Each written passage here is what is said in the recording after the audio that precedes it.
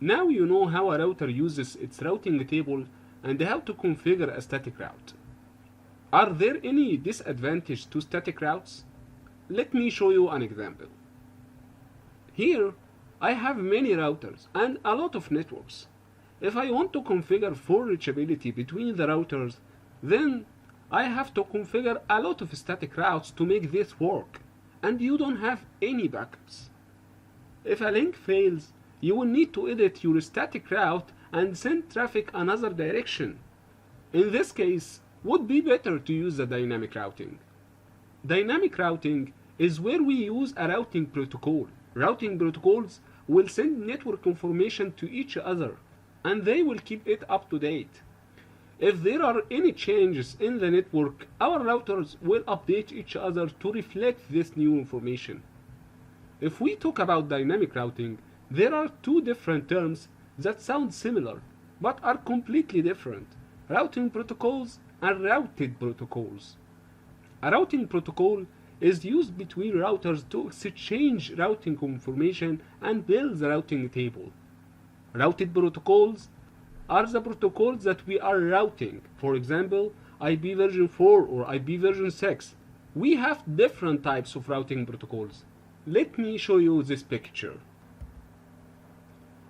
Let's break this one down. An autonomous system is a collection of routers or networks that belong to a single administrative domain, which is the network you are responsible for. Your company network could be an autonomous system. Your internet service provider has its own network, which is another autonomous system. Within an autonomous system, we run a routing protocol, and we call these interior gateway protocols, or IGP. OSPF and EIGRP are IGPs, and we will discuss those two routing protocols in detail in the upcoming videos. Between the autonomous system, we also run a routing protocol, but we call these external gateway protocols, or EGP. So, the whole internet is a bunch of autonomous systems connected to each other, and in between we run an EGP. There is only one routing protocol we use on the internet, which is called BGP, or Border Gateway Protocol. Now, we will only talk about the interior gateway protocols and take a close look at OSPF and EIGRP. Let's focus on the interior gateway protocols, and here I have another picture for you. Here we have an autonomous system with a bunch of routers. On the left side, there is a computer in the 192.168.1.0 network, and on the right side, a server in the 192.168.2.0 network. Our computer wants to reach the server on the right side. It's up to our routers to route our IP packets toward the server. The question is, which path are we going to use to get there? This depends on the routing protocol you are using. We have two different routing protocols, OSPF and EIGRP. Each of them has a different view, and what they think about is the shortest path to get from the source to destination. How do they determine the best path? They do so by using something called metric. OSPF and EIGRP each use different metrics, and we will discuss them in detail.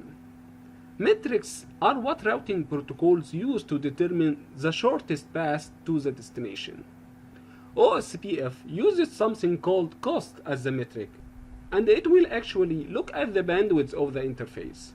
OSPF will prefer a 100 megabit link over a 10 megabit link.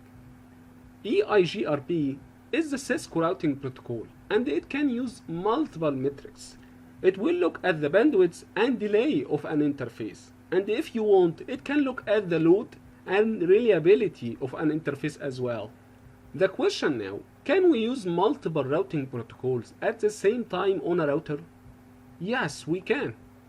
Perhaps because your company bought another company that has routers running another routing protocol, and you have to merge the two networks. We do, however, got some funky situation, like in the following example.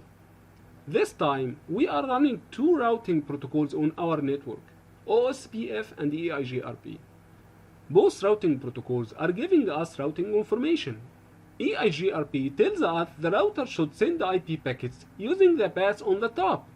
OSPF tells us the router should send IP packets using the paths on the bottom. What routing information are we going to use? Both? Use OSPF or EIGRP?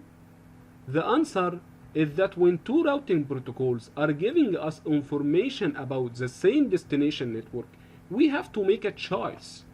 You can go left and right at the same time. We need to look at the administrative distance or AD. Let me show you the administrative distance list. The lower administrative distance is the better. As you see, a directly connected route has an AD of 0. This makes sense since there is nothing better than having it directly connected to your router. A static route has a very low administrative distance of 1, which also makes sense since this is something you configure manually. Sometimes you use a static route to overrule a routing protocol's decision. EIGRP has an administrative distance of 90, which makes sense. It's a Cisco routing protocol. And OSPF has 110. In our example here, we will use the EIGRP since its ED is 90, that is lower than OSPF, which is 110.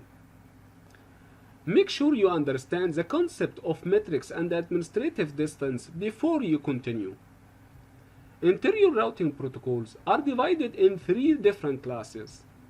Distance vector uses simple algorithms that calculate the distance value between routers based on hop count, and rep belongs to this class.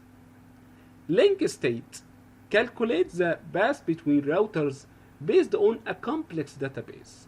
OSPF belongs to this class. Hybrid, which uses a combination of distance vector and link state methods that tries to incorporate the advantage of both and minimize their disadvantages. EIGRP belongs to this class. We will look at the differences of each routing protocol later. For now, just remember to which class each routing protocol belongs to. One last thing to tell you about routing protocols. Routing protocols can be classful or classless. Classful routing protocols don't send the subnet mask along with their updates. Classless routing protocols send the subnet mask along with their updates. Here, we have 3 routers and a bunch of networks. Take a close look at the networks that we have here. 172.16.1.0/24, 172.16.2.0/24, 192.168.12.0/24, 192.168.23.0/24, 172.16.1.0 and 172.16.2.0 fall within the class B range.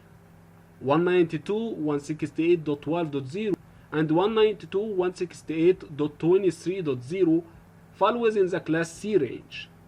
What subnet mask do class B and C have by default? Class B is 255.255.0.0. Class C is 255.255.255.0. A classful routing protocol will not send the subnet mask along with the routing update.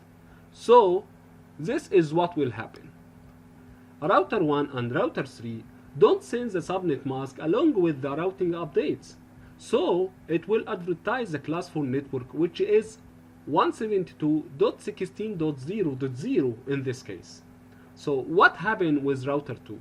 It thinks it can reach the 172.16.0.0 network by sending packets either left or right, and if the metric is equal, it will try to load balance. Obviously, this is going to cause problems.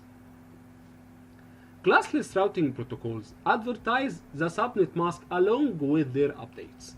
So here, as you can see, Router 1 is now advertising its 172.16.1.0 network with a subnet mask.